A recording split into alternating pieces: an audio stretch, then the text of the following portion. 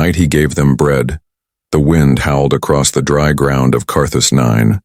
Dust swirled under a dark sky filled with slow-moving stars. In the middle of this forgotten mining moon, an old man named Dane Weller sat inside his broken-down shack. The heater was barely working and his hands shook as he poured water into a dented pot. It wasn't much, but it would be warm. He dropped in 2 blocks of synth bread and stirred with a bent spoon. Outside, something moved. Dane froze. He reached for the metal pipe leaning by the door. Strangers didn't come to Carthus 9. Not anymore. Not since the mines dried up and the last shuttle stopped coming. He stepped outside slowly. At first he saw nothing, only the wind and empty silence. Then he noticed it. 2 shapes. Small, huddled near the edge of his hydro pump, half hidden behind rusted metal. "I see you," he said softly. "You cold?" No answer. He moved closer. They were girls, maybe 10 years old. Their faces were pale, lips dry and cracked. Their clothes were torn, more patches than fabric. One of them held the other like a shield, trying to block the wind with her thin arms. "You alone?" Dane asked. Still no words. Only wide, frightened eyes. He sighed and lowered the pipe. "I've got heat and food. Not much, but better than out here." He turned and walked back toward his shack. He didn't look back. He didn't want to scare them. The door creaked shut behind him. Minutes passed. Just when he thought they wouldn't come, he heard the soft crunch of footsteps. Then the door opened. They stood there, silent, unsure. Dane nodded to the pot. "Come in, eat." They stepped inside, slowly, carefully. They didn't speak, didn't sit, but their eyes locked on the pot as steam rose from it.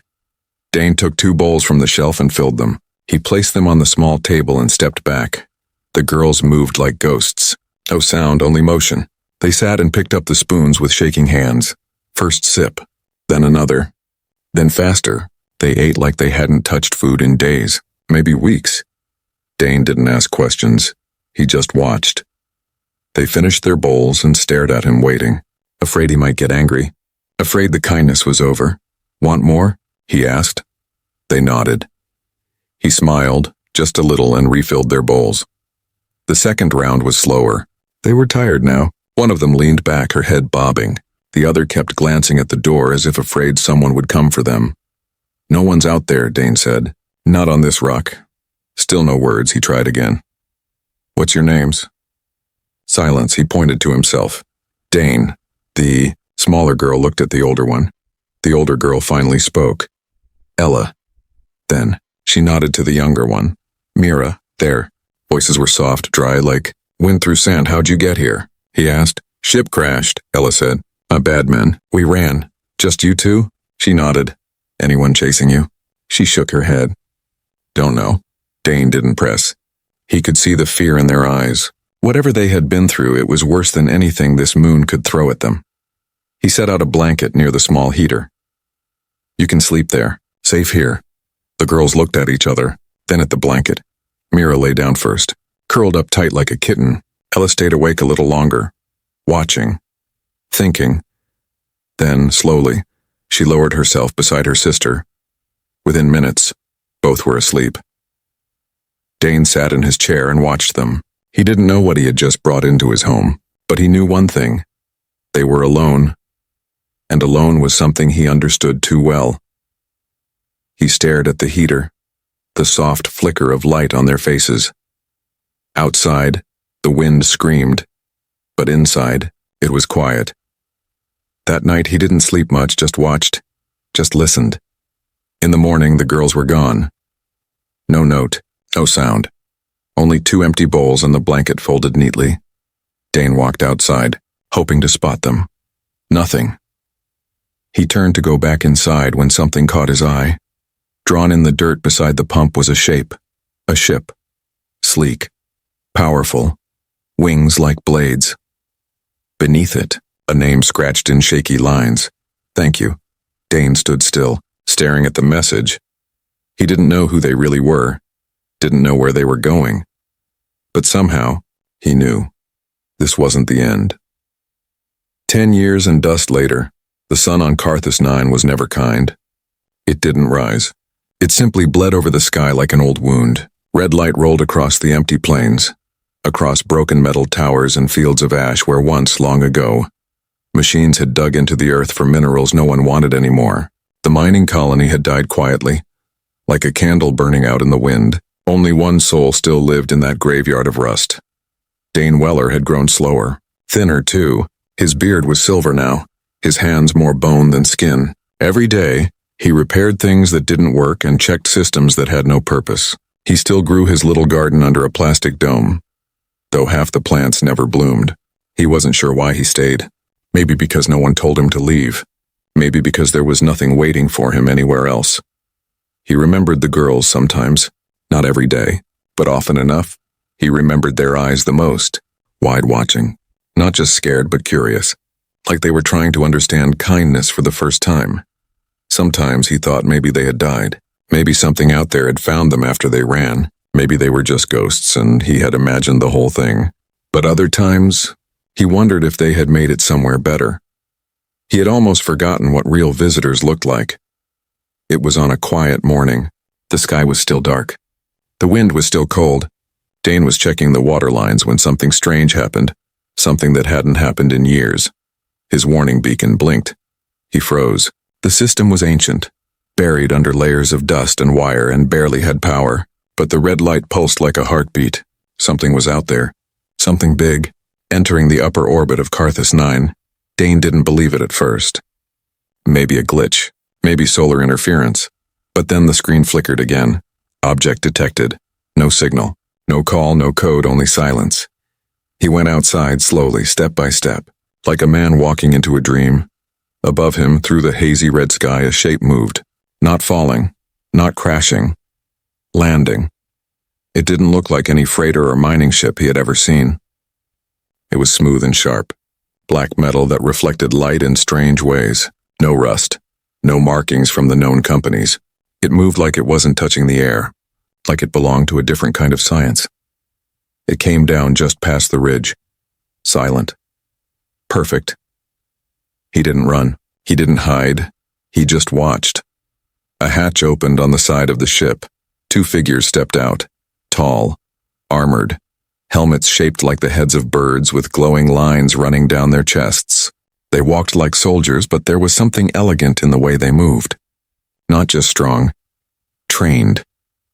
They came down the hill slowly as if they knew exactly where they were going. Dane stood by the old pump, his hands trembling at his sides. He didn't recognize the armor. Didn't understand the ship. But something in his gut twisted. The two soldiers stopped a few feet away. One reached up and pulled off her helmet. Her hair spilled out like dark fire. Her skin was no longer pale and sickly. It glowed faintly like she carried starlight in her blood. Her face was sharper, stronger, but her eyes were still the same. She said his name softly, like a prayer. Dane. He blinked. His voice caught in his throat. Ella, he whispered. The other soldier removed her helmet too. Mira. Grown, beautiful, armored like a queen of war.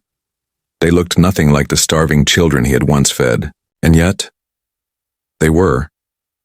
They stepped forward together. Then, to his shock, they bent their knees and bowed before him.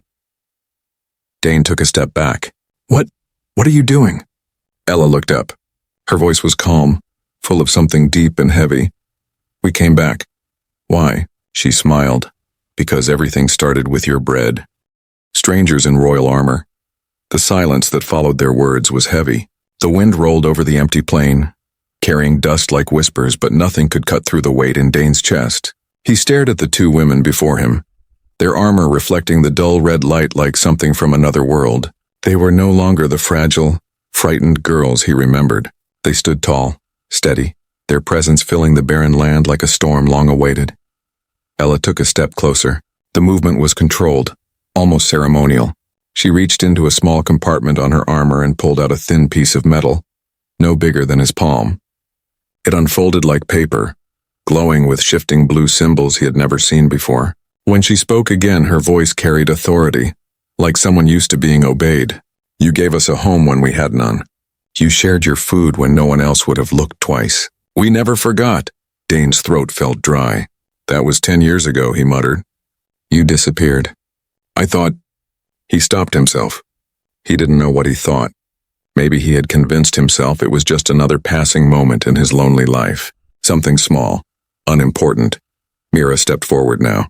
Her armor had gold traces etched along the chest plate, forming a crest he didn't recognize. When she removed her gloves, he saw faint lines glowing under her skin, as if some kind of energy flowed through her veins. She met his eyes with quiet strength. "We disappeared because we had to," she said softly. "But we came back because we chose to." Before Dane could speak, something even stranger happened. Both women lowered themselves onto one knee and bowed their heads.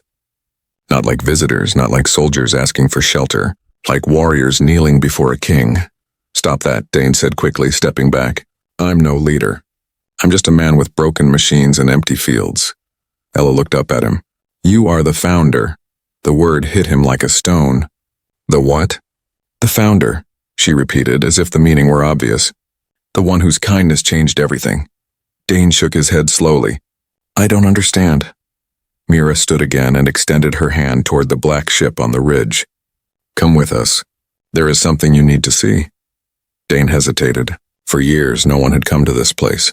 No ships, no voices. Now, out of nowhere, two armored strangers who were once hungry children were standing before him, speaking words that made no sense. Every instinct told him to stay, to shut the door, to retreat into the silence he understood. But deep down, under the dust and the years, something old stirred, a feeling he hadn't let himself feel in a long time. Curiosity. He followed. As they walked toward the ship, Dane noticed details he had missed from afar.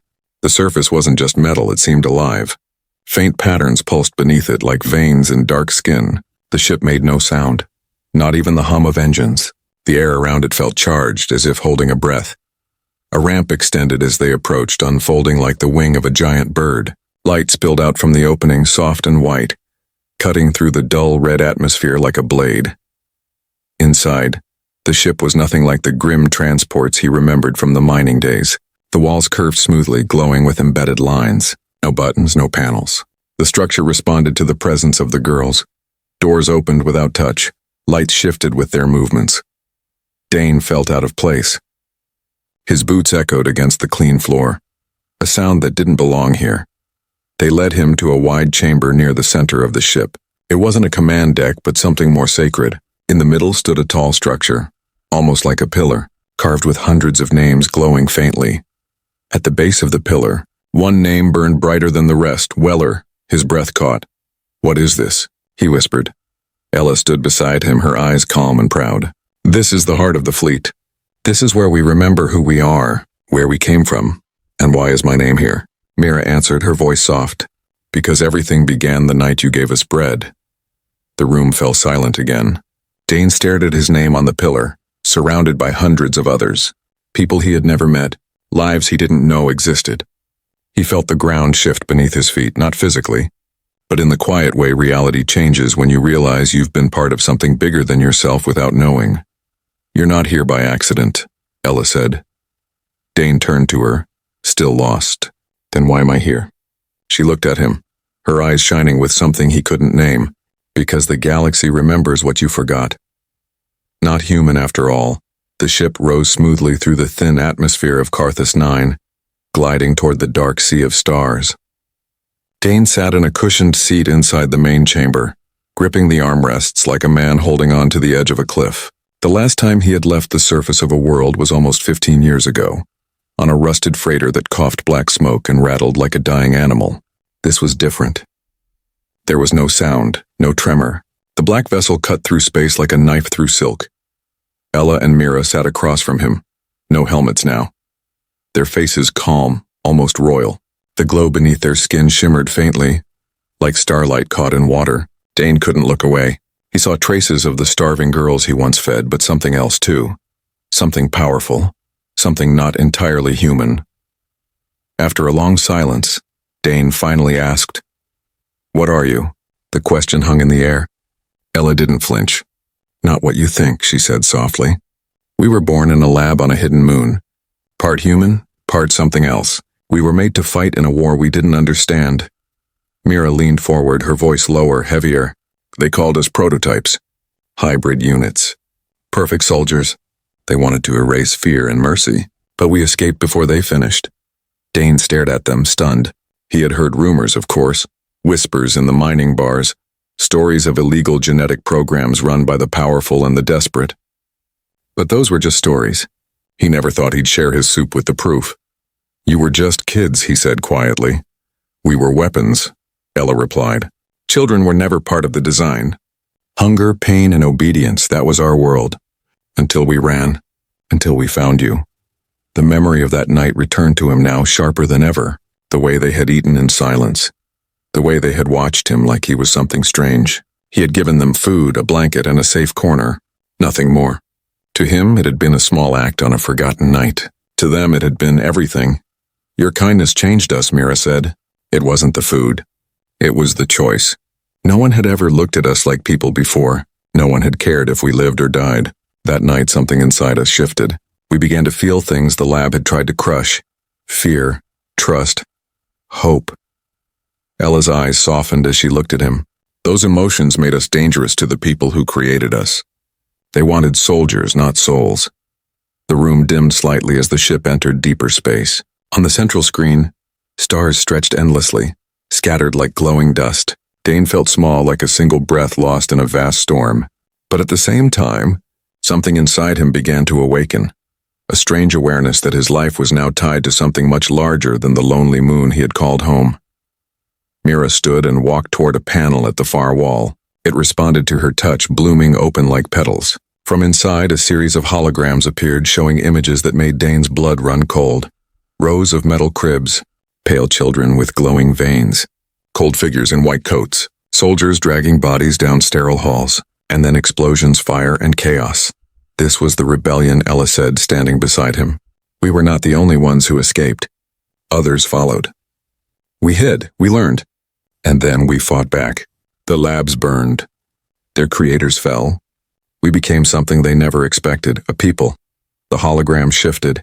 Now Dane saw hundreds of beings like Ella and Mira, men and women of mixed origins, standing together under alien skies. Some wore armor, others carried tools. Children ran between their legs, laughing. Cities of curved metal and light rose from barren land. It was no longer a lab. It was a civilization. And what does this have to do with me? Dane asked quietly. Ella stepped closer. We named our fleet after the name on your old work badge.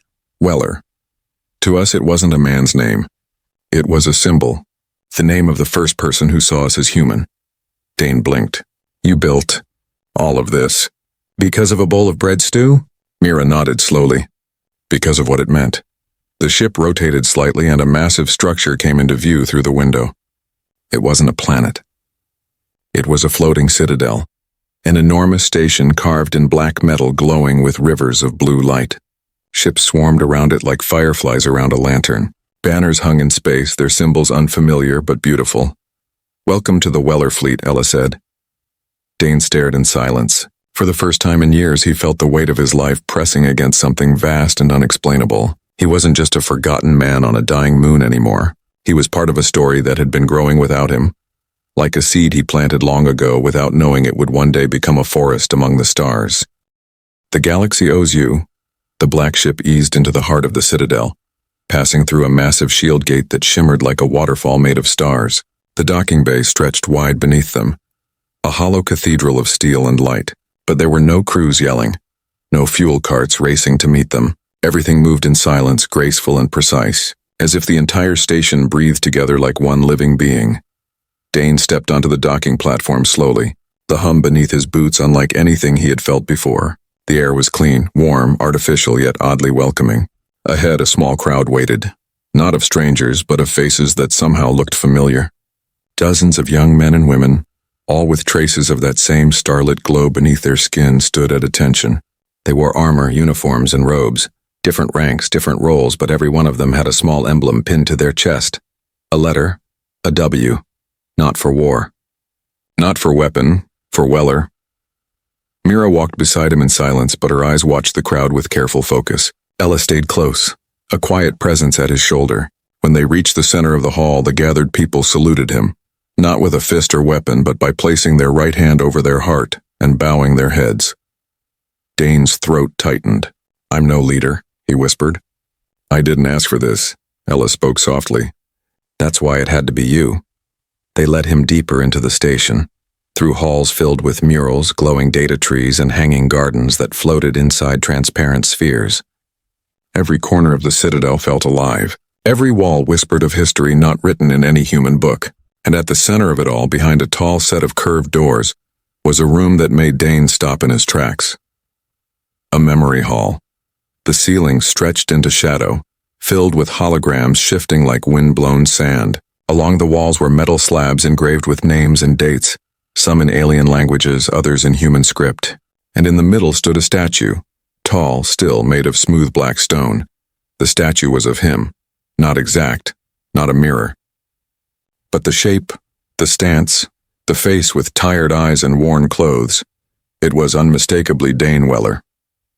Around his feet were two small figures, a girl clutching a bowl and another wrapping a blanket around her shoulders. They weren't just images. They were stories cast in stone. He stepped closer. On the base of the statue were these words. He gave what little he had, and in doing so gave us everything. Dane's hands trembled as he reached out and touched the cold edge of the stone. I didn't save anyone, he said. I just fed 2 lost kids. Mira stood behind him. To you, maybe. But to us, you showed that we were worth saving. Ella moved to a console at the far end of the room. The lights dimmed and the air shimmered as a new projection appeared, different from the memory images. This was real-time, a galactic map. Planets lit up in red, sectors marked in gray, fleet paths curved like rivers through the void, and in the center of it all, a glowing storm marked in gold spreading like wildfire. This is the threat, Ella said, pointing to the storm. The ones who made us, those who ran the labs, weren't working alone. They were funded by something bigger. Hidden governments, corporate syndicates, even factions within the Galactic Authority. They wanted control, and they still do. Dane squinted. But you stopped them.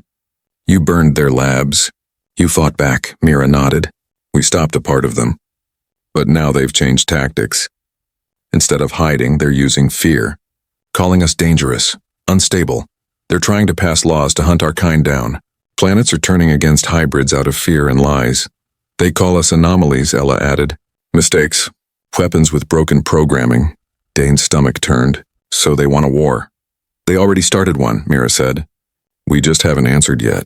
He turned back to the map. Hundreds of red dots blinked in unison. Each one was a ship, a station, a base that had sided against the hybrids. Each one carried the weight of power, guns, drones, soldiers. And what do you want from me? He asked, not with anger, but with the quiet ache of a man already tired of being important.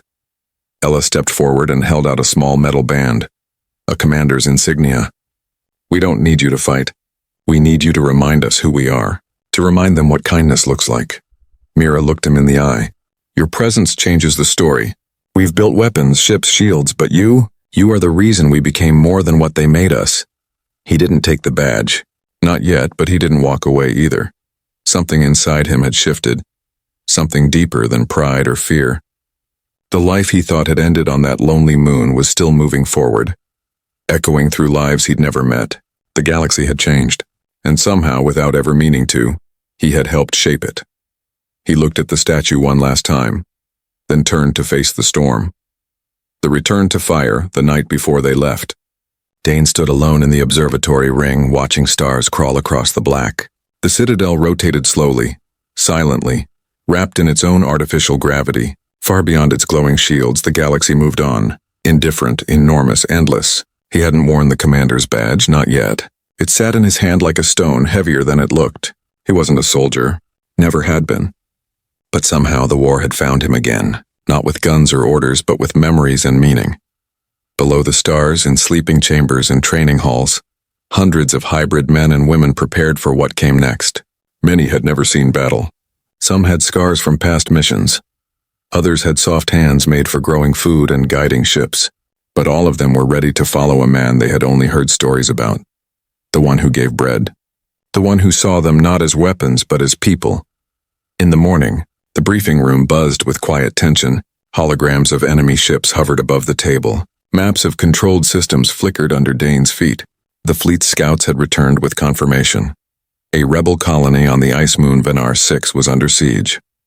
A hybrid village, just 300 civilians, surrounded by drones, blockades, and mercenary forces. The Galactic Authority called it a containment protocol, but Ella used a simpler word: execution. Dane stood in the center of the room.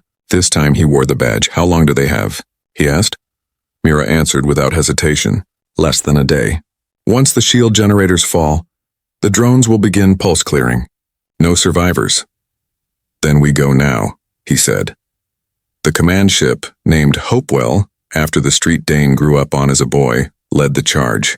Flanked by 3 smaller cruisers and a dozen Dart-class interceptors, the fleet jumped to high drift. As the stars stretched and bent around them, Dane sat in the command chair, not giving orders but watching, listening, learning. Ella handled tactical. Mira handled command structure. He simply existed at the heart of it all. And somehow that was enough. The crew moved with more focus when he was there, not because they feared him, but because they believed, when they arrived above Venar 6, the battle had already begun. The sky around the ice moon, lit with fire. Tracer beams crossed the atmosphere. Flares of plasma danced between black clouds. The enemy fleet was smaller than expected, but brutal. Automated drones with no emotion, no hesitation. Ships with red authority symbols surrounded the colony's dome like vultures around a dying animal. The hybrid fleet moved in perfect coordination. Not just attack, but protection. Not just strength, but precision.